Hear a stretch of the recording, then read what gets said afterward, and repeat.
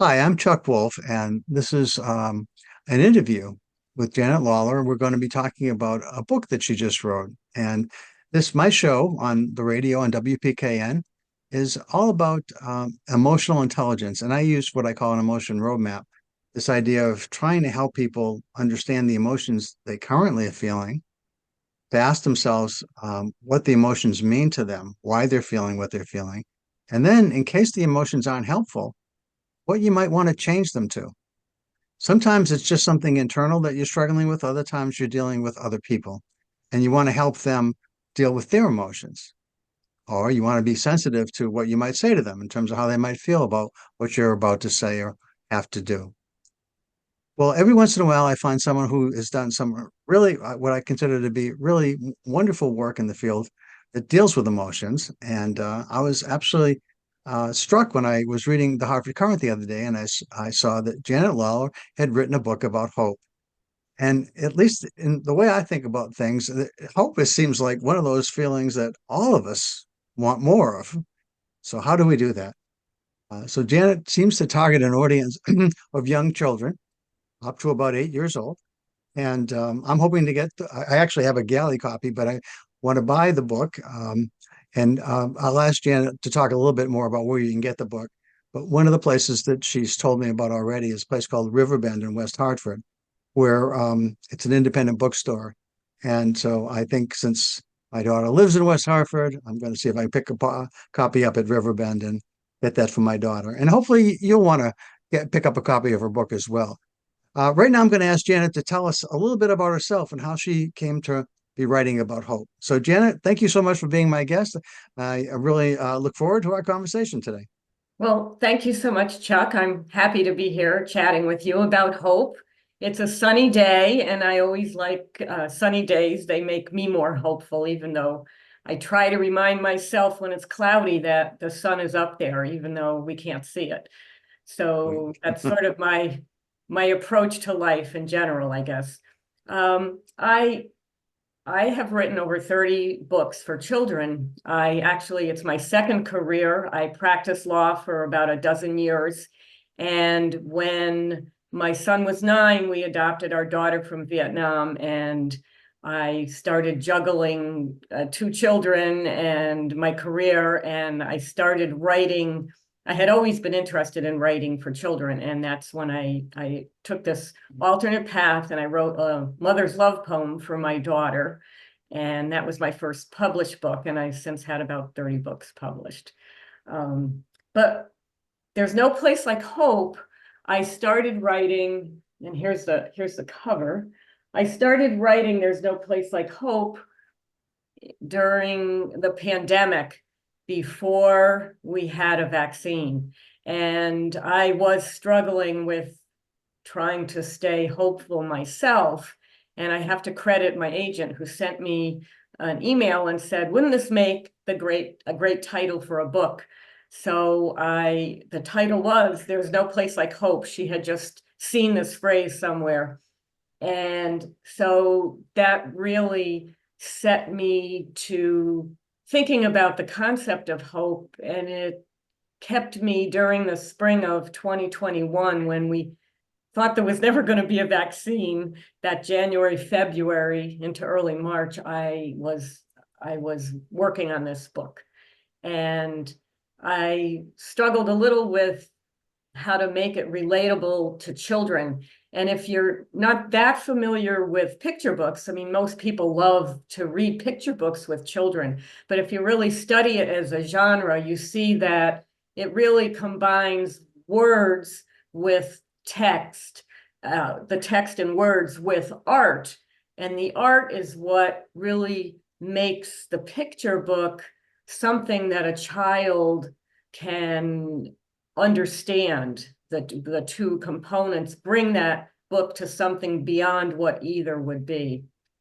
Who So creates the art for you? Do you do this with a colleague, somebody that you've met over the years? Is it the same artist each book, or do you do it different people?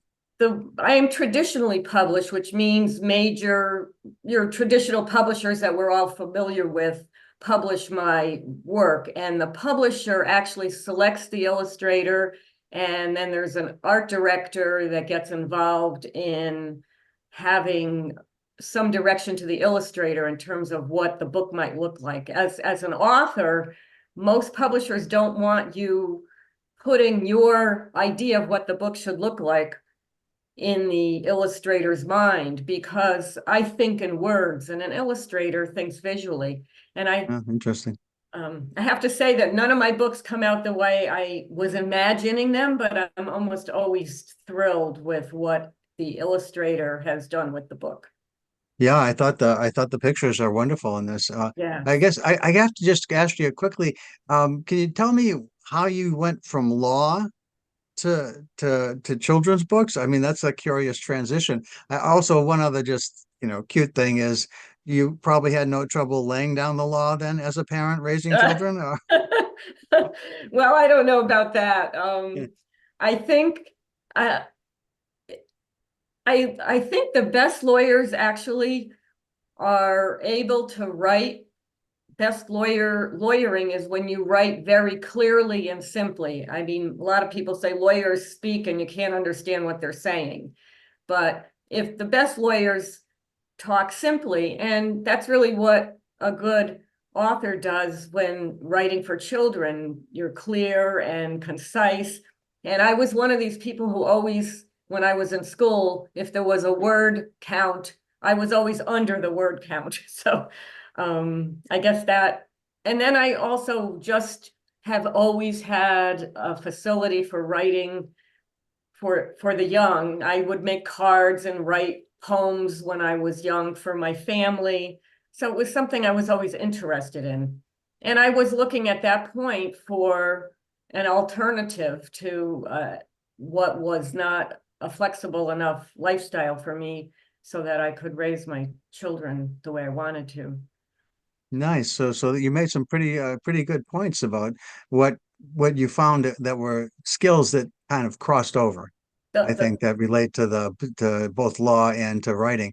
the, Um, I was just gonna say the bad part of that was I could then read the contracts that I got from publishers and really understand that, if I want this book published, I've got to agree that maybe I'll lose my whole house if something goes wrong, because they never negotiate any of their representations and warranties. But it was a small risk and I took it.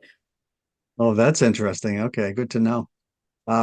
So how hope came up was you were dealing with the pandemic. All of us were. It was a time when things felt pretty hopeless, I guess, before the vaccines were available, and so many people, unfortunately, were getting sick and some dying, and it was a very challenging time. It seems like with the pandemic somewhat behind us, it feels like there's still Yeah. COVID out there, but there's still so much depression and Yes, stress and sadness that exist and polarization and yeah, anger. I know. There's a lot of things that are sort of like out there that many of us that want to see a better place and want to know that the sun is out there hiding behind these cloudy emotions, if you will. Um, that your book seems timely to me because I'm actually working with some organizations that promote social and emotional learning in schools. And I also in my radio show, the show where I have the concept of the emotion roadmap, it's about helping people feel something that they want to feel that's more ideal for them to feel than perhaps what they're feeling today. And that's why I wanted you on the air today to talk a little bit about if somebody isn't feeling hopeful. I mean, when people call me, they're struggling. They're challenged by something in their lives. And I try to walk them through this roadmap, which says, okay, how are you feeling? How would you like to feel that would be ideal for what you're trying to actually get done? And then how do you get there? How do you get from what you are feeling? And in this case, and what you're talking about, how do you create hope in people that may not feel hopeful? And that's, I think, what your book helps people to do. So could you talk a little bit about what you thought to write and how you wrote it and why that helps people realize hope?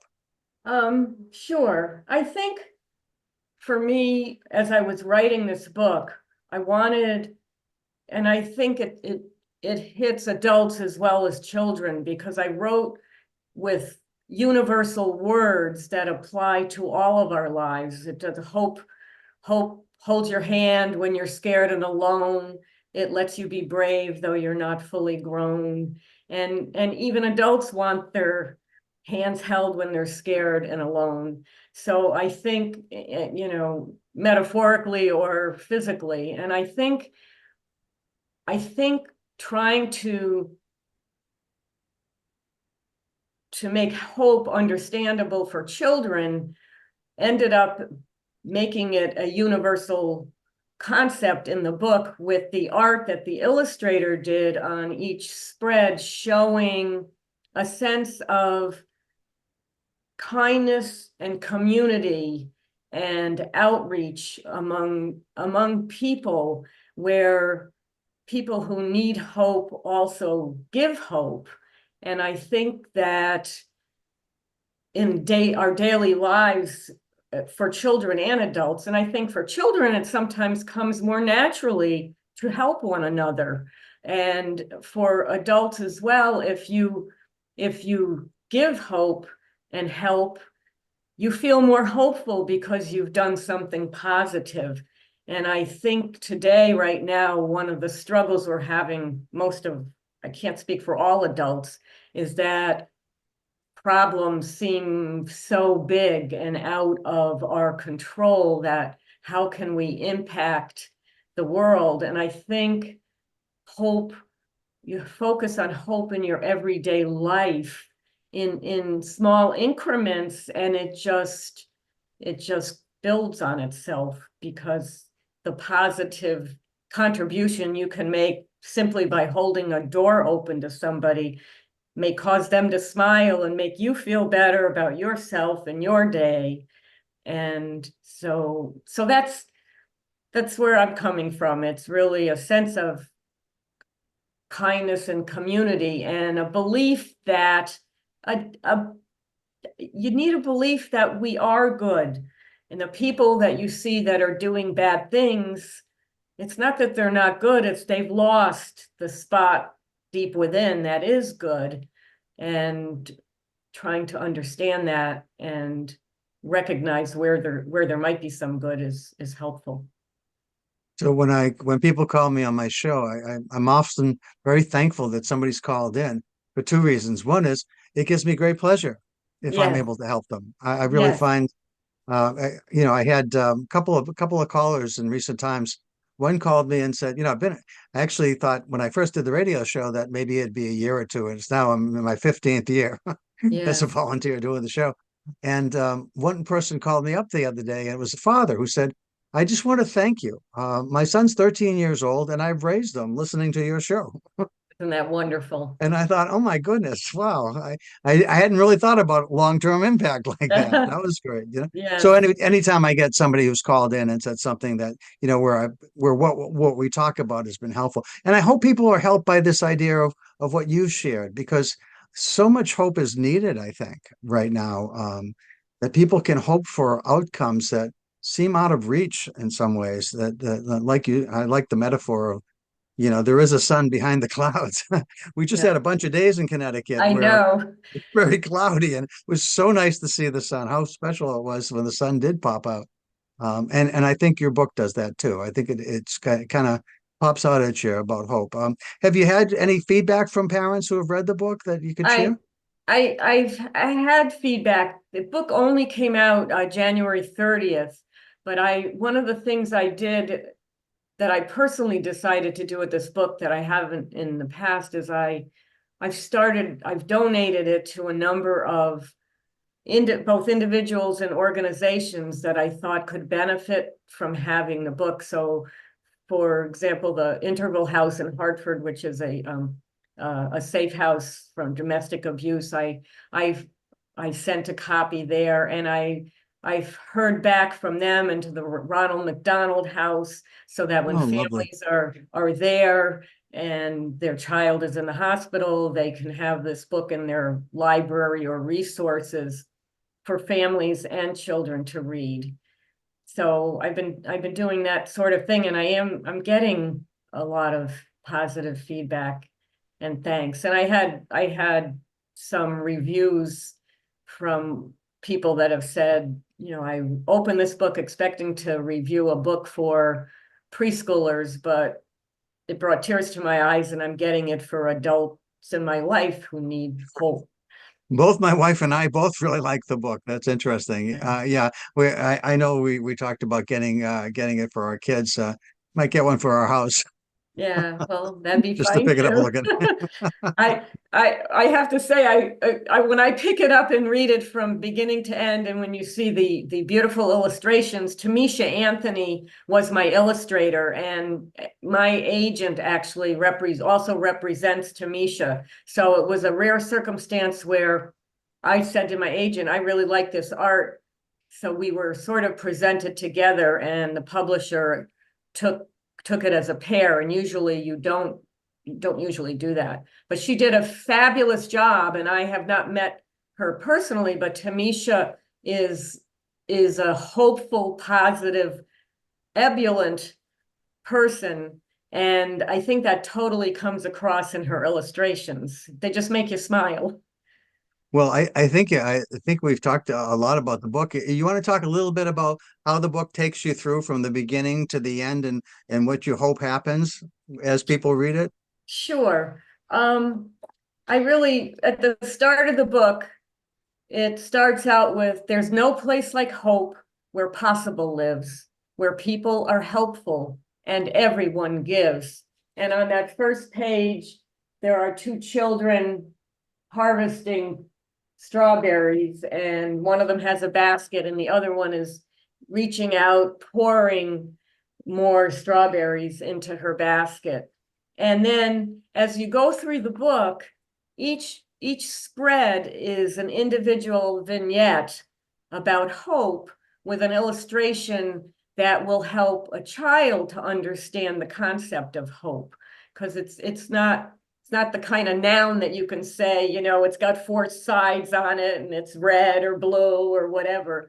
So, but children can look at when hope holds your hand when you're scared and alone, and it shows a child with the handheld being afraid to go into a first ballet class, and then you see on the second page of the spread where they're dancing, and that it goes on that way throughout the book, with hope dries the tears when you're starting to cry and sparks new beginnings and wants you to try. So it's continuing an encouragement in an uplifting way as you go through the book. And you really, each individual spread is a whole story. There's one spread where a child sees a lost dog poster and finds the dog and brings it back to an elderly person who has lost their dog. And at the end, it brings it back to first encouraging people, give hope as a gift, like the song of a bird. Your words will have wings, your voice will be heard. There's no place like hope where better will be. Hope hugs us all and connects you and me. That's so lovely. Thank you, Janet. And thank you for being a guest on the show. For people that want to buy your book, where can they go to find it? You can buy my book off my website. On the books page, there are links to Amazon, Barnes and Noble, and the IndieBound. And as you mentioned at the beginning, Riverbend Books in West Hartford. You can order books wherever you live. And from Riverbend, I could actually autograph and inscribe them, and they would mail those books. So it's pretty generally available wherever good books are sold. Thank you. And how do they get to your website? What is your website? It's my website is just my name. Thank you. www.janetlawler, and it's LAWLER.com. Okay, so Janet, Janet, and then Yes, Lawler, LAWLER.com. correct. That's correct. Okay. Well, thank you very much for being a guest on our show today, and I appreciate this, and I hope lots of people buy your book, and as a result, there's a very much more hopeful world out there. Well, thank you so much, and thank you, Chuck, for all the good that you have done over these years with your show. It's making a difference is what it's all about. Thank you. Okay, Okay. Bye bye bye-bye. now.